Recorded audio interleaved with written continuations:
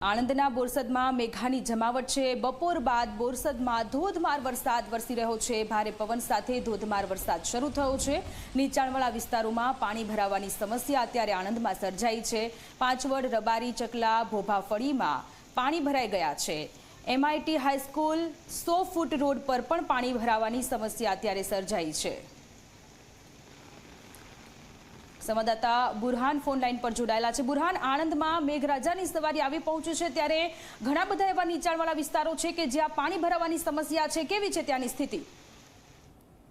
જી ચોક્કસ, જો વાત કરવામાં આવે તો બોરસદ શહેરમાં આજે ધોધમાર વરસાદ પડ્યો હતો અને સાંજે 6 વાગ્યા સુધીમાં તો 92 મિલીમીટર એટલે કે 4.5 ઇંચ વરસાદ ખાબક્યો છે।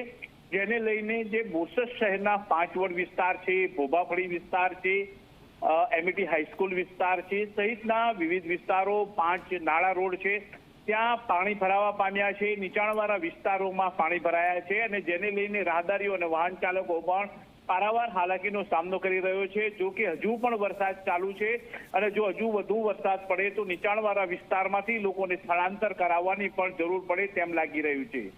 જી બુરહાન, આભાર તમામ વિગતો માટે।